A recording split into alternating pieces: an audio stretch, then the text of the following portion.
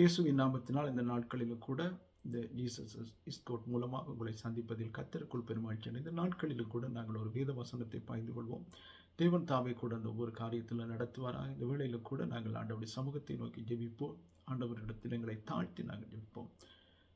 இரக்கமும் மனதுருக்கவும் இந்த தேவனே எந்தெந்த இடங்களில் அந்த வசனங்களை கேட்டுக்கொண்டிருக்கிறார்களோ என் தேவனே அவள் இருதயங்களை திறந்தருள நீர் பேசும் அடியனை வழிநடத்தும் பரிசுத்தாவியானவர் ஆளுகை செய்யும் போகிற இடங்களெல்லாம் தேவ பிரசனத்தினால் மூடிக்கொள்ளும் ஆவியானவர் கூட நடத்துகிறார். ஒவ்வொரு காரியத்திலும் உண்மை உயர்த்தி என்னை தாழ்த்துகிறேன் இயேசுவின் நாமத்தின் பிதாவே ஆமென். நாங்கள் தொடர்ந்து பார்த்து வருகிறோம் இந்த யோபு புத்தகத்தை குறித்து. இன்றைக்கு நாங்கள் பார்க்க போகிறோம் 39வது அதிகாரம். இந்த 30வது அதிகாரத்தில் ஒரு காரியத்தை நாங்கள் பார்க்கும்போது அதிகமாக மிருகங்களை குறித்து, அது படைக்கப்பட்ட காரியங்களை குறித்து அறிந்து கொள்ளும்படியாக சில காரியங்களை இந்த இடத்தில் யோபிடத்தில் ஆண்டவர் சொல்லுகிற காரியத்தை நாங்கள் காணலாம். அதுதான் அந்த வசனங்கள் குறிப்பிடுகிறது. நாங்கள் முதலாவது வசனத்தை பார்க்கும்போது இந்த வரை ஆடுகளை குறித்து சொல்லப்பட்ட காரியம். இந்த வரையாடு என்று சொல்லப்பட்டது பொதுவாக ஆட்டில் ஒரு வர்க்கமானது. இது செம்மறி ஆடோடு சேர்ந்து ஒரு வர்க்கமானது. இது அதிகமான மலைகளில் ஏறக்கூடிய ஒரு தன்மை உள்ளது. 4000 அடி வரைக்கும் இது போகக்கூடியது. மலைகளில் அதிகமாக வாழுகிற ஒரு ஆட்டு மிருகம் ஆடு என்று சொல்லி நாங்கள் அறிந்து கொள்ள வேண்டும். அதுதான் வரையாடு என்று சொல்லி இந்த இடத்தில் ஆண்டவர் குறிப்பிடுகிற காரியம் ஒரு காரணம் இருக்குது. ஏன் காரணம் என்று சொன்னால், இந்த ஆடுகளை குறித்து நீங்கள் பார்த்தீங்கன்னு சொன்னால் ஆண்டவர் இந்த ஆடு என்று சொல்லப்பட்டது, வரையாடு என்று சொல்லப்பட்டதுக்கு மலை என்று அர்த்தம் இதுக்கு ஆனால் அதிகமாக ஆண்டவர் சொல்லுகிறார் அந்த ஆடுகளை குறித்து சொல்லும்போது 100 ஆடுகளை ஒரு மேய்த்து கொண்டு போனவன் அந்த ஒரு ஆடு தவறி போகும்போது அந்த 99 ஆடையும் விட்டு ஒரு ஆடை தேடி போகிறதை குறித்து கூட ஆண்டவர் இந்த வேதத்தில் நீங்கள் இந்த ஆட்டை குறித்து அதிகமாக பேசுகிறார். யோவான் 10வது அதிகாரம், சங்கீதம் 23, இப்படி அநேக வசனங்களை நாங்கள் பார்க்கலாம். ஆனால் இந்த வரையாடுக்கு ஒரு தன்மை இருக்கிறது. என்னென்று சொன்னால் இந்த ஆடுகள் எல்லாம் ஒன்றாக இருக்குமா, அதே போல தேவனுடைய பிள்ளைகளிடம் இப்படியாக இருக்க வேண்டும் என்று சொல்லி இந்த அதிகமான இடங்களில் இந்த வேத வசனங்களிலே இந்த ஆடுகளை குறித்து குறிப்பிடுகிறதை நாங்கள் காணலாம். ஆடுகள் அவர் எங்கள் மேய்ப்பராக இருக்கிறார். அதனால் யோவான் 10வது அதிகாரத்தில் ஆண்டவர் சொல்லுகிறார் என்று சொன்னால் நானே மெய்யான மேய்ப்பன் என்று சொல்லி சொல்லுகிறார். இந்த வரையாடுகளை குறித்து நாங்கள் பார்க்கும்போது இந்த ஆடுகள் மேய்ந்து கொண்டிருக்கும் போது இதுக்குள்ளே ஒரு தலைமைத்துவம் இருக்குமா. மிருகங்கள் அதை மேற்கொள்ள வருகிறதை உயரத்தில் இருந்து கண்காணித்து கொண்டிருக்குமாம். சில ஆடுகள் முக்கியமாக அதுக்கு ஒரு தலைவர் இருப்பார். ஒரு ராஜாக்களுக்கு ஒவ்வொரு படைகளுக்கும் தலைவர் இருப்பது போல் இந்த ஆடுகளுக்கும் இப்படிப்பட்ட தலைவர்கள் இருப்பார்கள் என்பதை குறித்து நாம் அறிய வேண்டும். இந்த வேத வசனத்தில் தான் ஆண்டவர் குறிப்பிடுகிறார். இந்த யோபுக்கு முதலாவது வசனம் சொல்கிறது, வரையாடுகள் ஈணும் காலத்தை அறிவாயோ, மான்கள் குட்டி போடுகிறதை கவனித்தாயோ. இந்த 2 மிருகங்களையும் முக்கியப்படுத்துகிறார் ஆண்டவர். இந்த வரையாடை முதல் வசனத்திலே குறிப்பிடுகிறார் ஆண்டவர். இதுக்கு ஒரு தன்மை உள்ளது, ஒரு வித்தியாசமாக இருக்கக்கூடியது. அதே போல தேவனுடைய பிள்ளைகள் இந்த ஆடுகளைப் போல, வரையாடுகளைப் போல பாதுகாக்கக்கூடியது. மற்றவர்களையும் பாதுகாக்க வேண்டும், எங்களையும் நாங்கள் பாதுகாத்து கொள்ள வேண்டும் என்பதை குறித்து இந்த முக்கியமாக இந்த வரையாடை குறிப்பிடுகிறது. இப்போ மான்குட்டிகளையும் கூட குறிப்பிடுகிறார் ஆண்டவர். இந்த காரியத்தில் இதை குறிப்பிடவில்லை. இந்த வரையாடை முக்கியப்படுத்துகிறார். ஈணும் காலத்தை அறிவாயோ. எந்தெந்த காரியங்களாக இருந்தாலும் நாங்கள் பார்க்கும்போது இது ஒரு வேதத்துக்குரிய அடிப்படையான இந்த ஆட்டை குறித்து தான் முக்கியப்படுத்துகிறார். நீங்கள் மான்குட்டி அதுகளை குறித்து அல்ல, ஆட்டை முக்கியப்படுத்துகிறார். வேதத்தில் அதிகமான இடங்களை நாங்கள் பார்க்கலாம். தாவீதும் கூட ஒரு காரியம் செய்து போட்டு அந்த ஜனங்களை எண்ணும் போது, அந்த ஜனங்கள் அழிக்கப்படும் போது சொல்லுகிறார், ஆண்டவரே நான் தான் பாவம் செய்தேன், இந்த ஆடுகள் என்ன செய்தது என்று சொல்லி சொல்லுகிறார். ஆனால் அதிக இடங்களில் ஆண்டவர் மேய்ப்பராக இருக்கிறார்.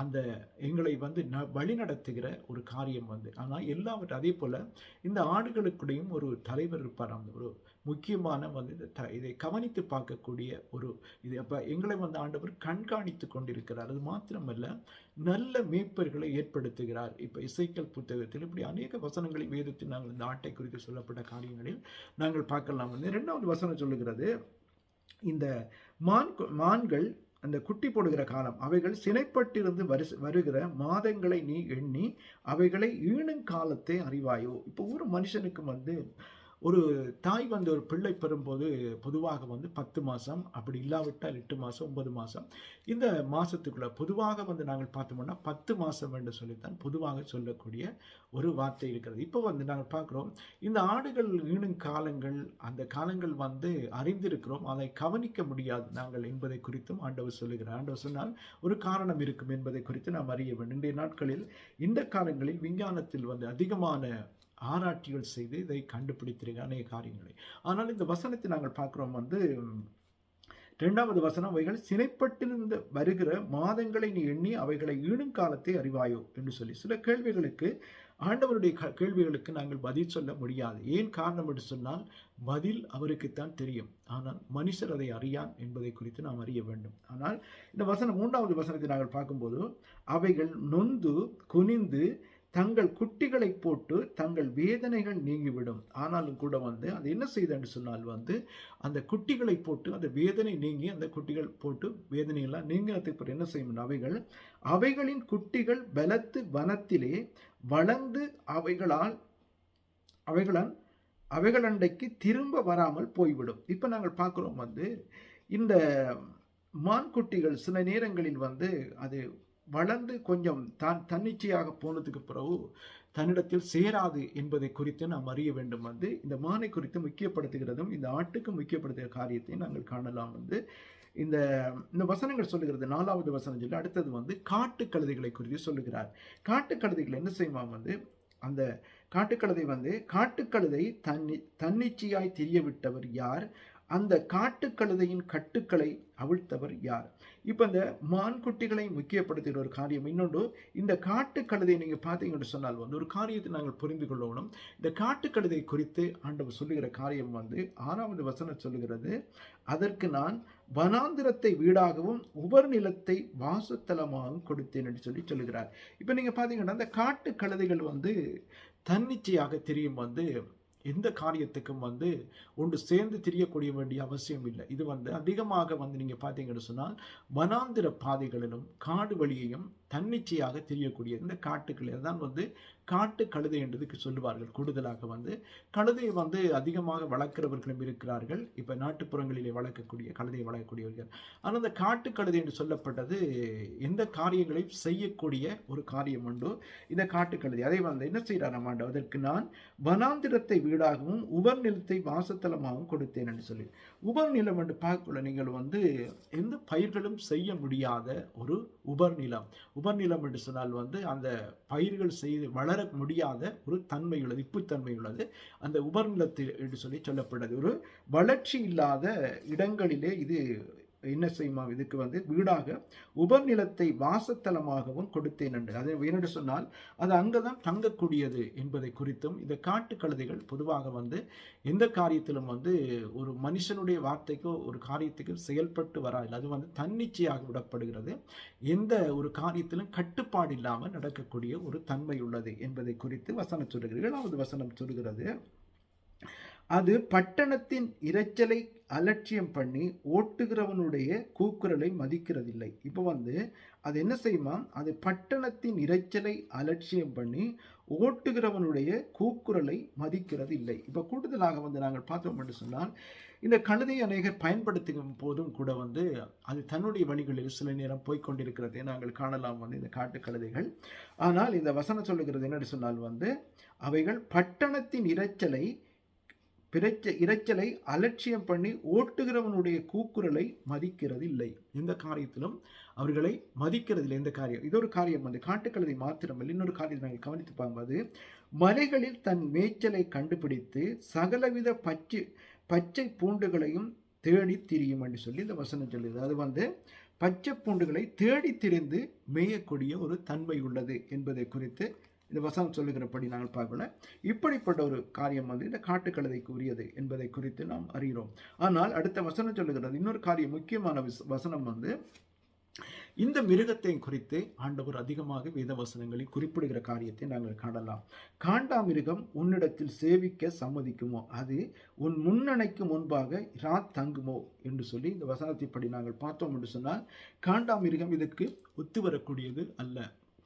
இப்போ வந்து நாங்கள் பார்க்குறோம் வந்து மாடு வளர்க்கிறார்கள், ஆடு வளர்க்கிறார்கள். இப்படி அநேக மிருகங்கள் வளர்க்கும் போதும் கூட இந்த காண்டாமிருகத்துக்கு இப்படி கட்டுப்பாடாக வைத்திருக்க முடியாது. ஆனால் வந்து அதிக பலம் உள்ளது. ஆண்டவர் சொல்கிறாரு, காண்டாமிருகத்துக்கு பலனை தருவேன். இப்படி அநேக வசனங்களில் நாங்கள் பார்க்கலாம். வேதத்தில் இந்த மிருகத்தையும் கூட ஆண்டவர் குறிப்பிடுகிறார். வந்து கூடுதலாக அநேக மிருகங்களை வேதத்தின்படி அடிப்படையில் குறிப்பிடப்பட்டது. ஆடு, அடுத்தது வந்து இந்த காண்டாமிருகம். கூடுதலாக வந்து இந்த ஆட்டை முக்கியப்படுத்துகிறார் ஆண்டவர் அதிக இடங்களில் நாங்கள் பார்க்கலாம். அது மாத்திரமல்ல, அடுத்தது வந்து குதிரை. இப்போ நாங்கள் தொடர்ந்து பார்க்கலாம். இந்த வசனங்களை சொல்லுகிறது, காண்டாமிருகனிடத்தில் சேவிக்கிறதுக்கு சம்மதிக்குமோ அது உன் முன்னணைக்கு முன்பாக ராத்தங்குமோ, படைச்சால்களை உள்ள நீ காண்டாமிருகத்தை கயிறு போட்டு ஏறி போட்டுவாயோ, அது உனக்கு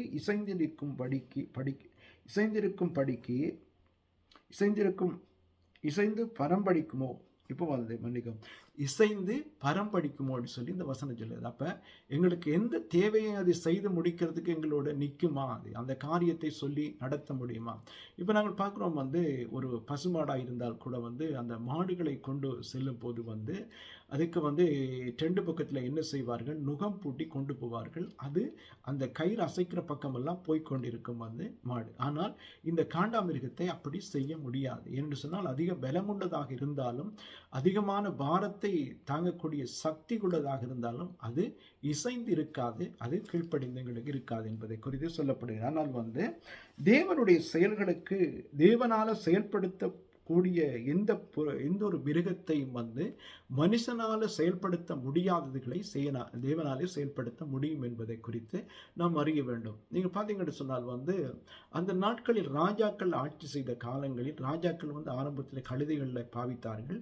பிற்காலத்தில் நீங்கள் குதிரையை முக்கியப்படுத்தினார்கள் என்பதை குறித்து நாம் அறிந்திருக்கிறோம். வந்து குதிரைகளையும் கூட முக்கியப்படுத்தி அந்த காரியங்களை செய்தார்கள் என்பதை குறித்து நாம் அறிய வேண்டும். கூடுதலாக வந்து இந்த கழுதைகள் வந்து இப்படிப்பட்ட காரியங்களை வந்து சில நேரங்களில் வந்து தன்னுடைய செயலுக்குத்தான் நடக்கும் என்பதை குறித்து நாம் அறிய வேண்டும். கூடுதலாக அடுத்த வசனம் சொல்லுகிறது, இந்த காண்டாமிருகத்தை என்ன செய்யுமா, அந்த காண்டாமிருகம் உன்னிடத்தில் அது சேவிக்கிறதுக்கு பரம்படிக்க எந்த காரியத்துக்கும் எங்களுக்கு இசைந்து பரம்படிக்குமோ அது அதிக பலமுள்ளதென்று நீ நம்பி அதனிடத்தில் வேலை வாங்குவாயோ.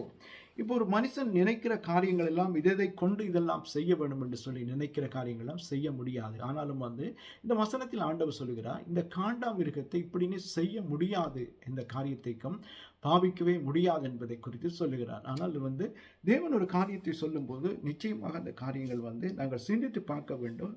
தேவனால ஒரு மனுஷன் செயல்படுத்த முடியாததையும் அதை செய்ய முடியாதையும் ஆண்டவரால் முடியும் என்பதை குறித்து நாம் அறிய வேண்டும். இந்த வசனங்கள் சொல்லுகிறது என்னென்று சொன்னால் வந்து அது அதிக பலமுள்ளது என்று நீ நம்பி அதனிடத்தில் வேலை வாங்குவாயோ. உன் 12வது வசனத்தை நாங்கள் பார்க்கும்போது உன் தானியத்தை அது உன் வீட்டிலே கொண்டு வந்து உன் களஞ்சியத்தில் சேர்க்கும் என்று நீ அதை நம்புவாயோ. இப்போ வந்து பார்க்குறோம் வந்து எந்த காரியத்திலும் வந்து ஒரு மனுஷன் வந்து இந்த காண்டாமிருகத்தை நம்பி ஒரு காரியத்தை செய்ய முடியாது, அதை எங்களுடைய வழிக்கு கொண்டு வர முடியாது என்பதை குறித்து இந்த வேத வசனம் சொல்லுகிறது. ஏனென்று சொன்னால் இந்த மனுஷனுக்கு அப்பாற்பட்டது காண்டாமிருகம், ஆனால் அதிக பலம் உள்ளது, எந்த காரியத்தையும் செய்யக்கூடியது, ஆனால் அதை மனுஷன் பயன்படுத்த முடியாது. அந்த பெரிய யானையை கூட வந்து பயன்படுத்துகிறார்கள். இப்போ வந்து எந்த காட்டு மிருகங்களை இப்போ மனுஷர்கள் அதை ஒரு சாதாரணமாக இன்றைக்கு நாங்கள் அவங்களுடைய வழிகளில் நடத்தி அதை வளர்க்கிறதும் அதை பயன்படுத்துகிறதும் பாவிக்கிறார்கள் அதிகமாக. பொதுவாக வந்து மாடு, குதிரைகள் இப்படிப்பட்ட மிருகங்களை பாவிக்கிறதை நாங்கள் காணலாம். ஆனாலும் கூட வந்து இந்த வசனத்தை நாங்கள் பார்க்கிறோம். இன்னொரு காரியத்தை நாங்கள் புரிந்து கொள்ள வேண்டும். இன்னொரு பறவை குறித்து இந்த இடத்தில் சொல்லுகிறார் வந்து ஒரு காரியம் வந்து தீக்குருவிகள் தங்கள் செட்டைகளை அசைவாட்டி ஓடுகிற ஓட்டம் நாரை தன் செட்டைகளாலும் இறகுகளாலும் பறக்கிறதுக்கு சமனல்லவோ. இப்போ வந்து சமமானதல்லவோ என்று சொல்லுகிறார். இந்த வசனத்தை நாங்கள் பார்க்கும்போது இந்த தீக்குருவி என்று சொல்லக்கூட நீங்கள் பார்த்தீங்கன்னு சொன்னால் வந்து இதுக்கு வந்து எல்லாம் செய்யக்கூடிய சக்தி அந்த பலனும் இருக்கும். ஆனால் வந்து அதை செயல்படுத்தி தானாக செயல்படக்கூடிய அந்த அறிவதுக்கு இல்லை என்பதை குறித்து நாங்கள் தொடர்ந்து இந்த வசனத்தை பார்க்கல தெளிவாக அந்த வசனங்கள் குறிப்பிடுகிறது. வந்து அது என்ன செய்யும் என்று சொன்னால் வந்து அசைவாட்டி ஓடுகிற ஓட்டம் நாரை தன் செட்டைகளாலும் இறகுகளாலும் பறக்கிறதற்கு சமமான அல்லவோ. ஆனால் அது ஓடக்கூடியது, நாரை போல் எல்லாவற்றையும் செய்யக்கூடியது. ஆனாலும் கூட வந்து ஒரு காரியத்தை வந்து அது சில நேரங்களில் செய்ய முடியாது என்பதை குறித்தும் இந்த வசனம் சொல்லுகிறது நாங்கள் காணலாம். அதுபோல் அது தன் முட்டைகளை தரையிலே இட்டு அவைகள் மணலிலே அனலுரைக்க வைத்துவிட்டு போய் காலால் மிதித்து உடைந்து போகும் என்பதை காட்டு மிருகங்கள் அவைகளில் மிதித்துவிடும் என்பதையும் நினைக்கிறதில்லை. ஏன் காரணம் என்று சொன்னால் வந்து இதுக்கு தேவன் வந்து ஒரு காரியத்தை வந்து இந்த காட்டு மிருகங்கள் அது மணல்ல தான் வந்து முட்டையிடும், அது புதைத்து வைக்கும் அதில். ஆனால் அதில் மேலே மண்ணால் மூடப்பட்டிருக்கும், மண்ணால் மூடி வைத்திருக்கும். ஆனால் வந்து காட்டு மிருகங்கள் வந்து அது உடைந்து போனாலும் அது உடைந்து போகும் என்ற எண்ணங்கள் கூட அதுக்கு இருக்காது. ஏனென்று சொன்னால் அதே போல தேவன் அதுக்கு எல்லா சக்தியையும் கொடுத்திருந்தும் இந்த காரியத்தை செய்ய முடியாது என்பதை குறித்தும் இந்த வசனத்தில் ஆண்டவர் சொல்லுகிறார். 16வது வசனம் சொல்லுகிறது, அது தன் குஞ்சுகள் தன்னுடையதல்லாது போல அவைகளை காக்காத கடின குணமுள்ளதாயிருக்கும். அவைகளுக்காக அதற்கு கவலை இல்லாதபடியினால் அது பட்ட வருத்தம் பெருதுவாம். ஏனென்று சொன்னால் வந்து எந்த காரியத்திலும் வந்து அந்த குஞ்சுகளை வந்து அது கவனிக்க வேண்டும் என்ற அவசியமே இல்லை. அந்த குஞ்சு பிடிச்சு அது இதாகனா அது அப்படியே விட்டுரும். அது வந்து பொதுவாக வந்து அதில் குணம் அப்படி இருக்கிறது. ஆனால் இந்த வசனங்களை நாங்கள் பார்த்தோம் என்று சொன்னால் இது வந்து தேவனுடைய செயற்பாடு என்பதை குறித்து இந்த வசனத்தில் ஆண்டவர் சொல்கிறார். வந்து இந்த வசனத்தில் ஆண்டவர் தெளிவாக சொல்கிறார் என்னென்று சொன்னால் வந்து தேவன் அதற்கு புத்தியை கொடாமல் ஞானத்தை விலக்கி வைத்தார். இந்த வசனத்தை தெளிவாக சொல்கிறார்.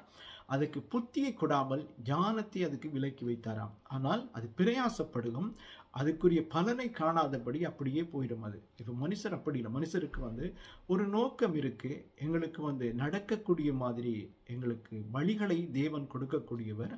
ஆனால் இந்த பறவை இனத்துக்கு வந்து ஒவ்வொரு மிருகங்களுக்கும் பறவைகளுக்கும் ஒவ்வொரு விதமான செயல்பாடுகளை ஆண்டவர் வைத்திருக்கிறார். ஆனால் இது வந்து எந்த காரியத்தையும் வந்து கவனிக்க பார்க்க இது வந்து எனக்கு வந்து இந்த முட்டைகள் வந்து மிருகங்கள் மிதித்து அது உடைந்து போயிடும் என்றதை குறித்து அதை சிந்திக்கவே மாட்டேன். அது மாத்திரமல்ல, தன்னுடைய குஞ்சுகள் பொறித்து அந்த குஞ்சுகள் வளர்ந்து வரும்போது அப்படியே விட்டுரும். அது எப்படி போனாலும் பரவாயில்ல. சில அப்படிப்பட்ட ஒரு தன்மை உள்ளது.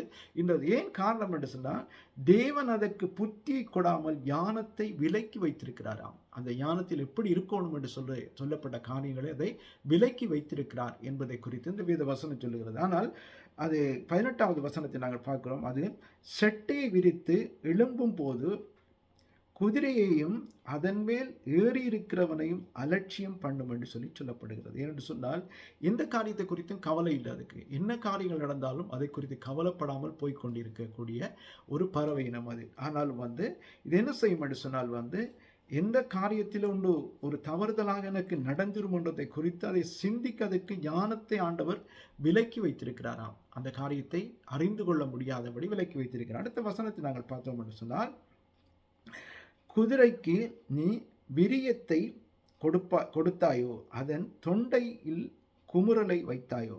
இப்போ இதெல்லாம் வந்து யார் செய்யக்கூடும் என்பதை குறித்து இந்த வித வசனத்தை நாங்கள் பார்க்கும்போது ஆண்டவர் இதெல்லாம் செய்கிறார். வந்து எங்களால் ஒன்றுமே முடியாது என்பதை குறித்து நாம் அறிய வேண்டும். என்று சொன்னால் இந்த யோபு சில வார்த்தைகள் பேசினதுக்காக இந்த வார்த்தை ஆண்டவருடைய வாயிலிருந்து புறப்படும் போது இந்த யோபு ஒன்றுமே பேசாமல் இருந்தார் என்பதை குறித்து நாம் அறிய வேண்டும். எந்த காரியத்துக்கும் பதில் சொல்ல முடியலை அவருக்கு. அதனால் வந்து இந்த காரியத்தை சொல்லப்படுகிறது வந்து அதன் தொண்டையில் குமுறலை வைத்தாயோ, ஒரு வெட்டுக்கிளியை மிரட்டுவது போல அதை மிரட்டுவாயோ, அதனுடைய நாசியின் செருக்கு பயங்கரமாக இருக்கிறது. இப்போ நாங்கள் பார்க்குறோம் வந்து இந்த குதிரையை நீங்கள் பார்த்தீங்கன்னா சொன்னால் வேதத்தில் அடிப்படையில் ஆண்டவர் சொல்லுகிறார். வந்து நீதிமொழிகளை நாங்கள் பார்க்கும்போது 21வது அதிகாரம் 31வது வசனத்தில் சொல்லப்படுகிற என்னென்று சொன்னால் வந்து அந்த குதிரைக்கு வந்து குதிரைகள் யுத்த நாட்களுக்கு ஆயத்தப்படும், ஜெயம் கர்த்தரால் வரும் என்று. இப்போ அது மாத்திரமல்ல, இந்த உலகத்தில் என்ன காரியம் என்றாலும் ஒரு மனுஷன் செயல்படுத்தினாலும் இது கர்த்தரால் வரும். நாங்கள் ஒரு காரியத்தை முயற்சி பண்ணும்போது அது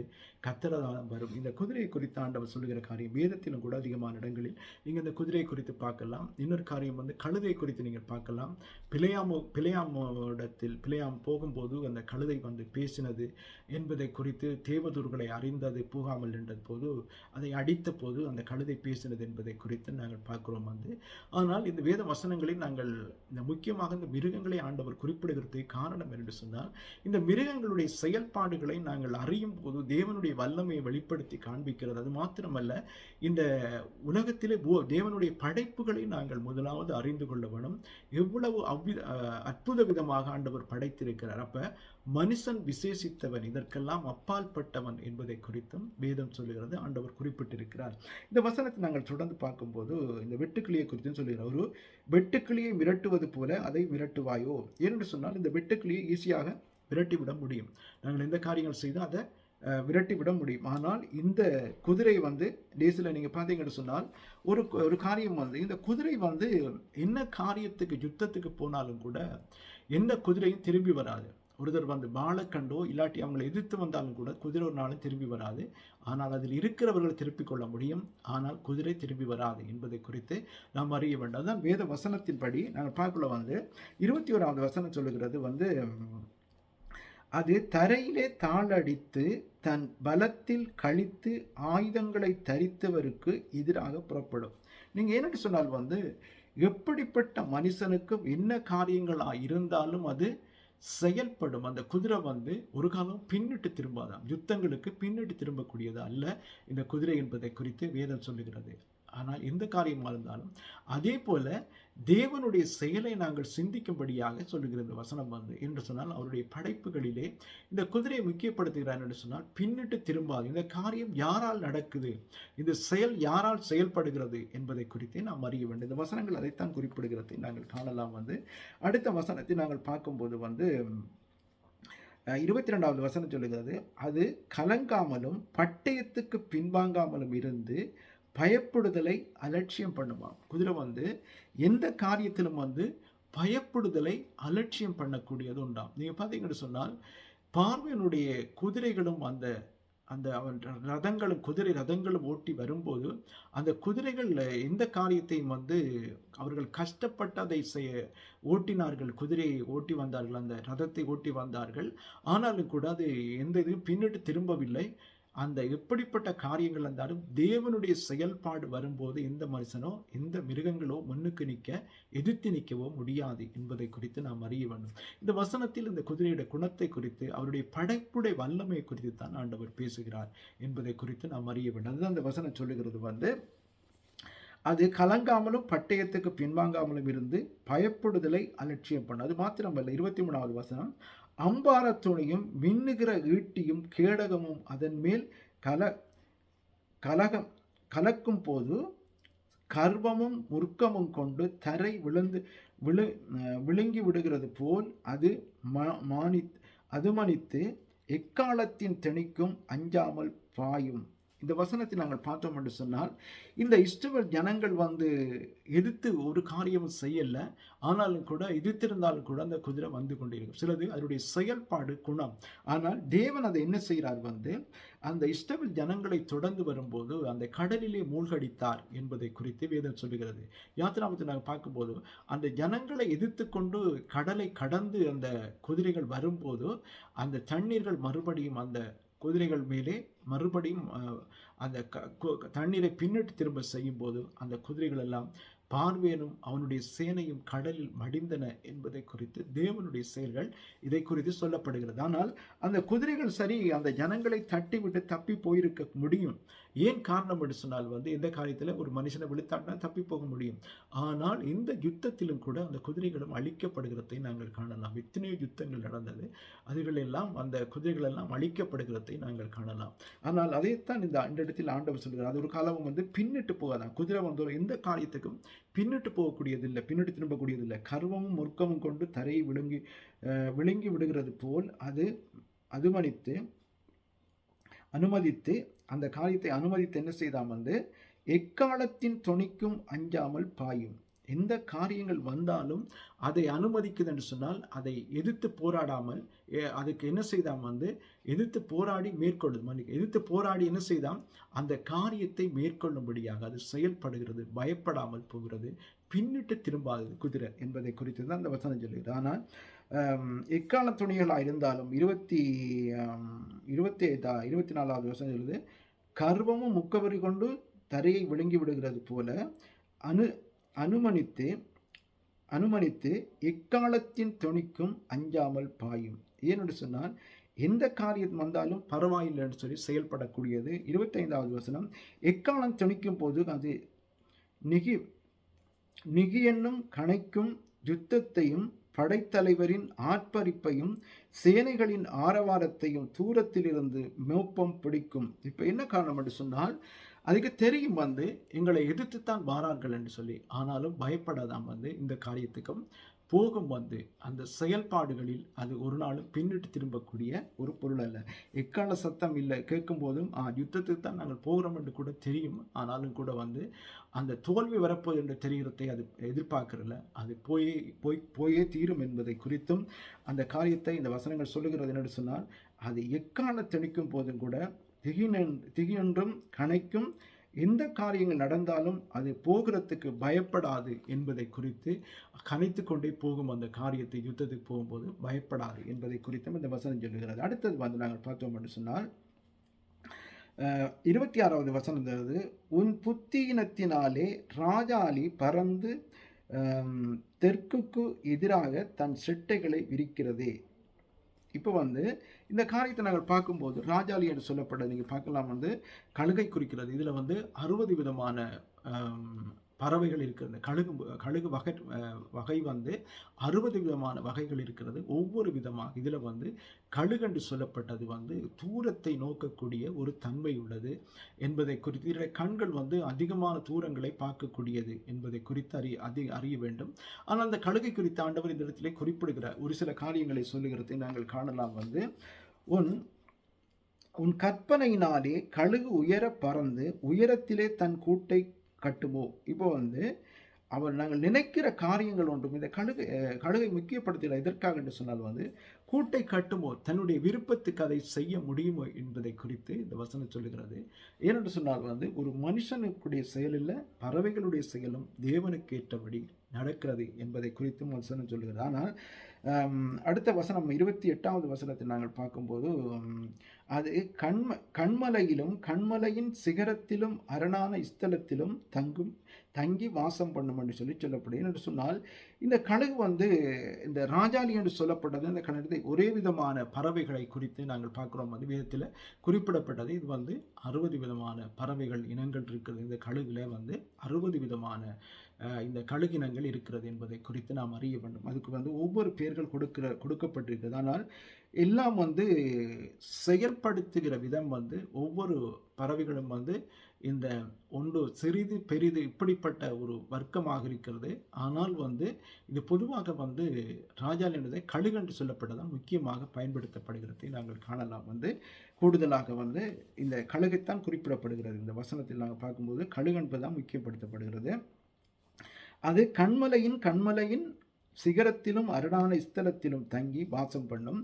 அங்கிருந்து இரையை நோக்கும், அதன் கண்கள் தூரத்திலிருந்து அதை பார்க்கும். இந்த வசனம் சொல்லுகிறபடி எங்களுக்கு ஒரு சில குறிப்பிட்ட தூரத்தை தான் பார்க்க முடியும் என்பதை குறித்து நாங்கள் அறிந்திருக்கிறோம். ஆனால் அதிக தூரங்களை பார்க்குமாது இப்போ எத்தனோ கிலோமீட்டர் தூரங்களை கூட அந்த இதை கண்காணித்து பார்க்கக்கூடிய, உயரத்திலிருந்து எந்த இடத்துல இருக்குன்னு சொல்லி கண்டுபிடிக்கக்கூடிய ஒரு தன்மை நம்மளுக்கு மனுஷருக்கு ஒரு குறிப்பிட்ட தூரத்தை தான் பார்க்க முடியும். ஆனால் அது அப்படிப்பட்டதில் அதிக தூரங்களை பார்க்கக்கூடிய தன்மை உள்ள ஒரு பறவை என்பதை குறித்து நாம் அறிய வேண்டும். கூடுதலாக இந்த கழுகை குறித்து அதிகமான வேத வசனத்திலும் கூட ஆண்டவரும் கூட குறிப்பிடுகிறார். கழுகு போல் சிறகுகள் விரித்து பறப்பீர்கள் என்று சொல்லி உதாரணமாக இந்த மிருகங்களை குறிப்பிட இந்த வசனத்தில் ஆண்டவர் இந்த காரியத்துக்காகத்தான் குறிப்பிடுகிறார். அதிகமாக இந்த பறவைகளையும் குறித்து குறிப்பிடல. முதலாவது இந்த வரையாடை கொடுத்து முக்கியப்படுத்துகிறார். அதுக்கு பிறகு இந்த பறவைகள் எல்லாம் முக்கியமான வேதத்தின் அடிப்படையில் உள்ள ஒரு பொருளாக இருக்கிறது என்பதை குறித்து நாம் அறிய வேண்டும். இந்த கடைசியாக நாங்கள் பார்க்க போகிறோம் 29 30வது வசனத்தில் பார்ப்போம். என்னென்னு சொன்னால் அது தூரத்தில் என்னவா அதன் கண்கள் தூரத்திலிருந்து அதை பார்க்கும், அதன் குஞ்சுகள் இரத்தத்தை குறிஞ்சும், பிணம் எங்கேயோ அங்கே கழுகும் சேரும் என்றார். இப்போ இந்த வசனத்தை நாங்கள் பார்க்குறோம் இந்த ஒவ்வொரு காரியத்திலும் 10 விதமான செயல்பாடு இந்த பறவைகளுக்குரிய காரியத்தை ஆண்டவர் சொல்லுகிறார். அதிகமாக வந்து இந்த பறவைகளுக்கும் வேதத்துக்கும் அதிக சத்தியங்களை நாங்கள் பார்க்கும்போது கூடுதலான ஆவிக்குரிய காரியங்கள் நிறைய இருக்கிறது. இந்த வசனங்களை நாங்கள் பார்க்கும்போது வந்து ஒரு தேவனுடைய பிள்ளைகள் வந்து எப்படி இருக்க வேண்டும், அதை செயல்படுத்துகிறார் ஆண்டவர். அவர்களை வழிநடத்தி கொண்டு போகிற காரியங்கள் எல்லாம் இந்த வசனங்கள் நமக்கு காண்பிக்கிறது. கழுகை குறித்து சொல்லப்பட்டது, குதிரையை குறித்து முக்கியப்படுத்துகிறது. குதிரைகள் யுத்த நாட்களுக்கு ஆயத்தப்படும், அது ஜெயம் வந்து கர்த்தரால் வரும். அப்ப எல்லாம் வந்து அவர் செயல்படுத்துகிறார். மற்றது வந்து கழுகு போல் சிறகுகள் விரித்து பறப்பீர்கள் என்று சொல்லி அந்த கழுகை உதாரணம் காட்டுகிறார். அது மாத்திரமல்ல, இந்த வேதத்தில் வந்து காண்டாமிருகத்துக்கு ஒத்த பலன் உனக்கு தருவேன் என்று சொல்லி கூட ஆண்டவர் சொல்கிறார். அப்ப இந்த காரியங்கள் எல்லாம் வந்து தேவனுடைய செயல்பாடு. இதெல்லாம் வந்து ஜோபுக்கு அறிக்கையிட்ட காரியங்களை நீங்க பார்த்தீங்கன்னா, ஆண்டவர் பேச துவங்கும் போது இந்த யோபு வந்து எந்த காரியத்திலும் மறு உத்தரவு அருளவில்லை என்பதை குறித்து நாம் அறிய வேண்டும். இன்றைக்கு இந்த வார்த்தையை கேட்ட தேவனுடைய பிள்ளைகள், இன்றைய நாட்களில் கூட இந்த பறவைகளை முக்கியப்படுத்தி இந்த காரியங்கள், ஆவிக்குரிய காரியங்கள் நிறைய இந்த வசனங்களில் குறிப்பிடப்பட்டுகிறது. முதலாவது வந்து நாங்கள் பார்த்தோம் என்று சொன்னால் ஆடுகளை குறிப்பிடுகிறது. மற்றது வந்து நாங்கள் பார்க்கும்போது குதிரையை குறிக்கிறது, மற்ற வந்து கழுகை குறிக்கிறது. இப்படிப்பட்ட காரியங்களை நாங்கள் பார்க்கும்போது காண்டாமிருகத்தை குறிப்பிடுறது. இந்த 4 காரியம் பறவைகளும் இந்த மிருகங்களை நாங்கள் பார்க்கும்போது வந்து முக்கியப்படுத்துகிற ஆண்டவர் எதற்காக? இது 4 காரியங்கள் ஆவிக்குரிய காரியங்களாக இருக்கிறது. நாங்கள் மறுபடியும் இன்னொரு தடவை இந்த காரியங்களை குறித்து நாங்கள் கவனித்து பார்ப்போம். இந்த நாட்களில் கூட இந்த வார்த்தையை கேட்டவங்கள் ஒவ்வொருத்தரையும் ஆண்டவர் ஆசீர்வதிப்பாராக, ஆண்டவர் வழிநடத்துவாராக. அவருடைய கரம் உங்களோடு நடத்தும்படியாக நாங்கள் சிறு ஜெபத்தை ஆண்டவருடைய சமூகத்தை நோக்கி ஜெபிப்போமா? இரக்கம் உள்ளங்கள் நல்ல ஆண்டவரே, இந்த வார்த்தையை கேட்டுக்கொண்டிருக்கிற ஒவ்வொரு பிள்ளைகளை ஆசீர்வதிங்க, பலப்படுத்துங்க. உங்களுடைய கரம் கூட நடத்தட்டும் அப்பா. ஆவியானவர் தாமே ஆளுக செய்யும். நீ பலப்படுத்தி சகாயம் செய்கிற தேவன், கழுகு கொத்த பலத்தை நீ கொடுக்கிற தேவனப்பா. உம்முடைய வார்த்தையின்படி தேவனே, உம்முடைய தேவ சமாதானமும் உம்முடைய அன்பும் இரக்கமும் தயவும் ஒவ்வொருத்தருக்கும் உண்டாக உதவி செய்யும். ஆண்டவரே, ஆண்டவரே, ஒவ்வொரு மனுஷனுடைய வாழ்க்கையை நீ நன்மை செய்ய காத்திருக்கிற தேவனப்பா. ஞானத்திலும் கிருபையிலும் நிரப்புங்கப்பா. உம்முடைய வல்லமையை வெளிப்படுத்தும். ஆசீர்வதியும். இயேசு கிறிஸ்துவின் நாமத்தினால் ஜெபிக்கிறேன் எங்கள் ஜீவனுள்ள நல்ல பிதாவே, ஆமென். ஆண்டவர் உங்கள் ஒவ்வொருத்தரையும் ஆசீர்வதிப்பாராக. ஆண்டவர் உங்களோடு நடத்துவார். அவர் உங்களுக்கு பலப்படுத்தி உங்களுக்கு சகாயம் செய்கிற மாத்திரமல்ல, இந்த கடைசி வசனத்தில் சொல்லப்பட்டது போல் அந்த கழுகுக்கு எப்படி பலன் கொடுத்தாரோ திரைகள் வைத்து பறக்கும்படியாக உங்களுடைய வாழ்க்கையிலும் அப்படிப்பட்ட காரியங்களை நிச்சயமாக ஆண்டவர் செய்ய வல்லவராயிருக்கிறார். ஆமென். God bless you. ஆண்டவர் ஒவ்வொருத்தரையும் ஆசீர்வதிப்பாராக. ஆமென்.